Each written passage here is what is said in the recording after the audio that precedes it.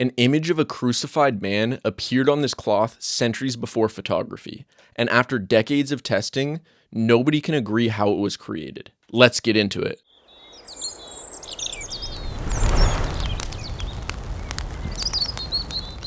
The linen is roughly 14 feet long and displays faint frontal and dorsal images of a naked man. The figure has marks interpreted as scourging wounds, punctures around the scalp, injuries through the wrists and feet, and a wound in the side, closely resembling Jesus' crucifixion. In 1898, someone photographed it.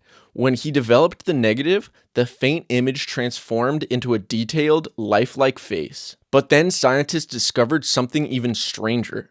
The image contains information a normal painting shouldn't contain. In 1978, the Shroud of Turin research project examined it. Their published assessment found no evidence that ordinary paint or pigment adequately explained the body image. The discoloration was extremely superficial on the linen fibers. They could describe the image but not establish how it was formed. In 1988, though, laboratories in Oxford radiocarbon dated a sample of the cloth. Their published result placed it between 1260 AD and 1390 AD, almost exactly when the shroud first appears securely in historical records. So that must settle it, right?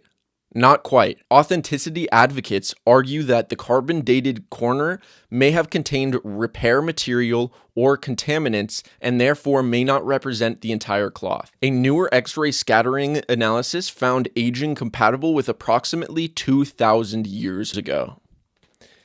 If this is really Jesus' burial cloth, why do you think God would leave something so powerful but so hard to prove?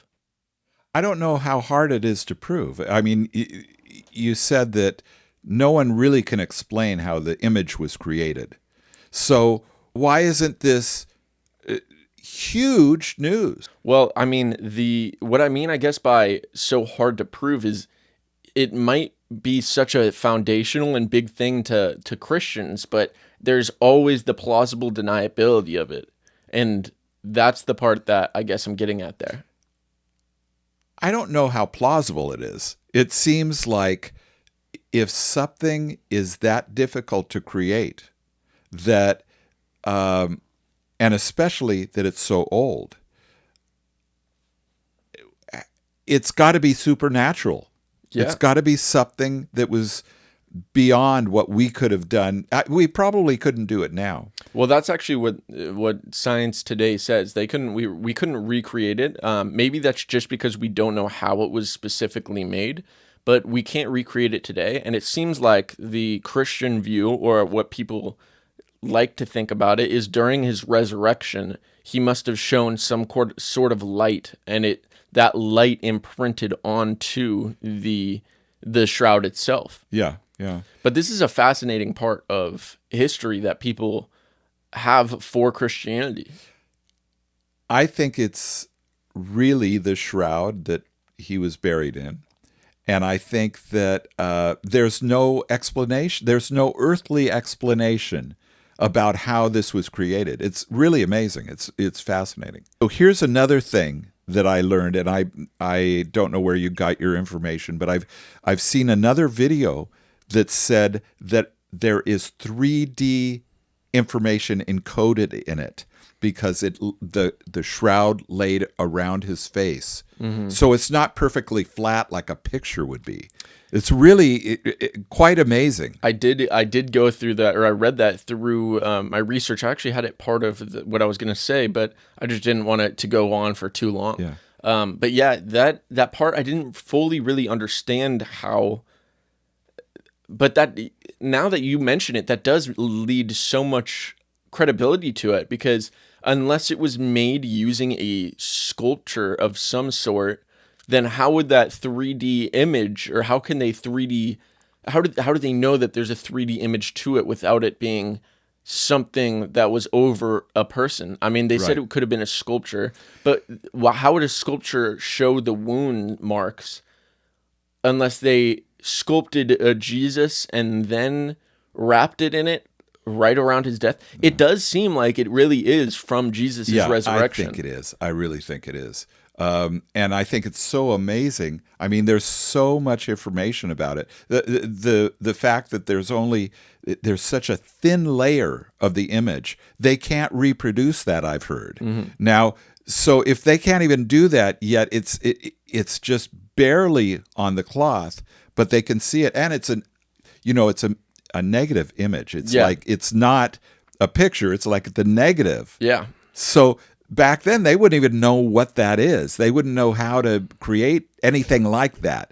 This is, it's crazy huge news. Does that also mean if you're just looking at it like flat, you wouldn't see it without taking the picture and then taking the negative of the picture?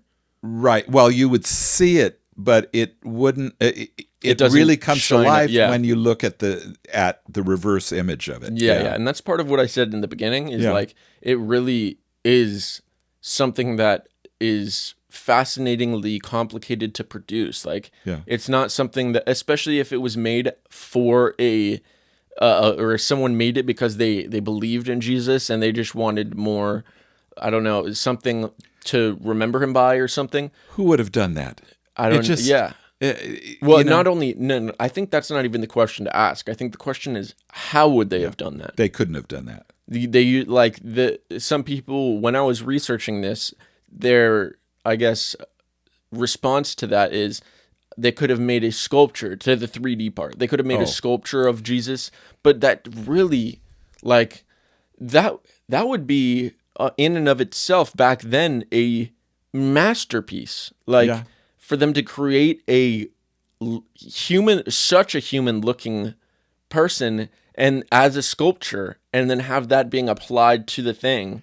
Also, it's not like it's just paint. So yeah, it's not like I was just going to say that. It's not paint. So they can't put paint on the sculpture and then put the thing over it. It really does seem, I guess, I haven't looked enough into it, but that means, I guess that's the reason why it's converted so many people. I guess it's the result of some kind of radiance that occurred. Yeah. And how could they do that? They couldn't do that. Yeah. You couldn't do it. I read somewhere that it would have taken like the power of the sun to imprint that image onto the cloth. Well, it does say in the Bible that that God is like the light of heaven. Yeah. And even more than that, it says that the righteous will be made like the sun. Yeah. Which is a fascinating thing that I think about, especially when speaking about near-death experiences. People don't explain seeing other human bodies. They explain seeing like lights, like and they can having their infinite knowledge, or that maybe not infinite, but having the knowledge that you get once you die and you have all of that knowledge. It's they just know who people are, and they're just balls of light. Mm-hmm. Yeah. It's so fascinating. Again, that's what Bruce told me. We got to talk to Bruce. Yes, that's such a cool thing. I can't believe you have a friend with that. That's such a cool thing to have a friend that has had a near-death experience. Yeah. But it's seemingly so common. And I don't understand why there's not more people or more scientists investigating it. Especially when there's scientists who have investigated it and found like proof that these people should not be able to explain the stuff that was happening after their body was fully shut down. It's just like the shroud. It's like if they can't explain it, it's miraculous.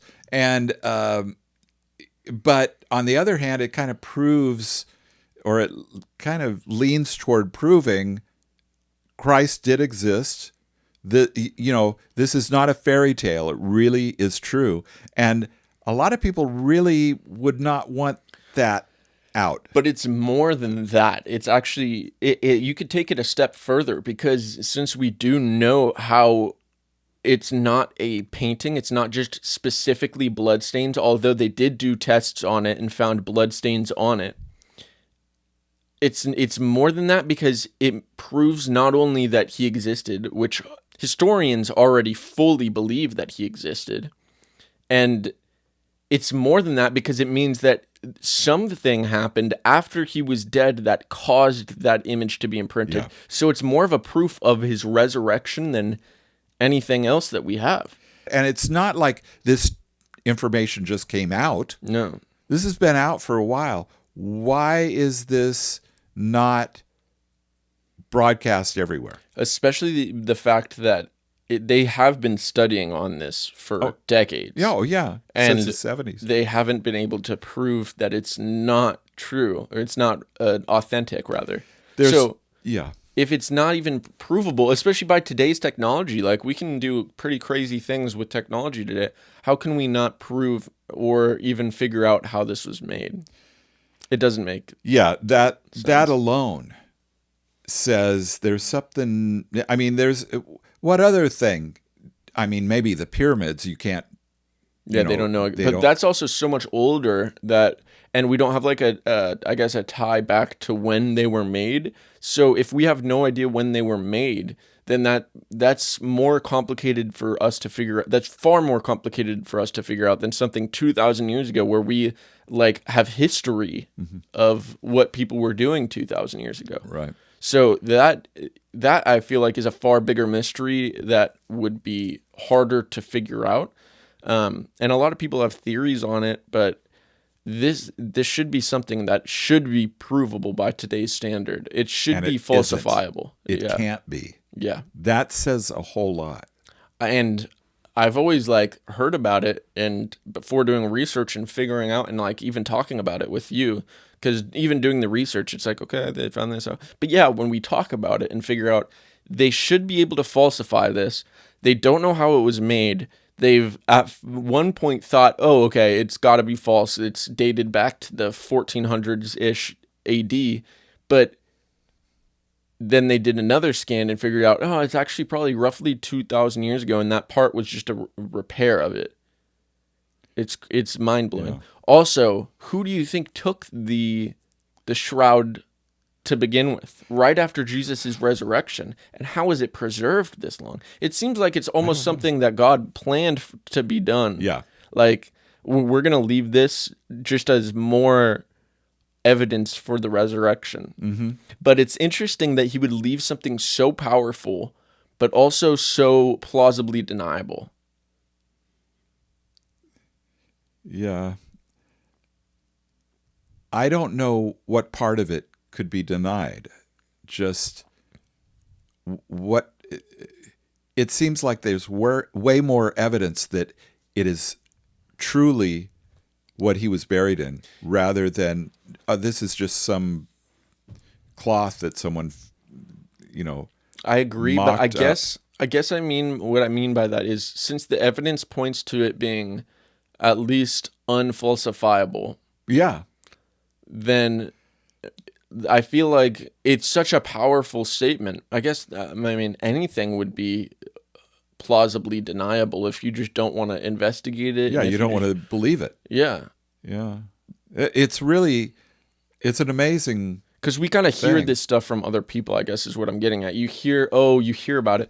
But then if you look into it, then you figure out that it has been studied and people still can't prove that it's not true. And I even know authentic Christians who are not so sure about it. And I think that's, I guess, what I mean, because you're only getting the data from other people. But then when you think about it, what you mentioned earlier today, that the Bible wasn't even printed, like scripture wasn't even printed until around the 1500s. Yeah. So we've had it a little over 500 years. So there were hundreds of years of people who just heard stories about it, or heard stories about Jesus and didn't have anything to really base their faith off of. Mm-hmm.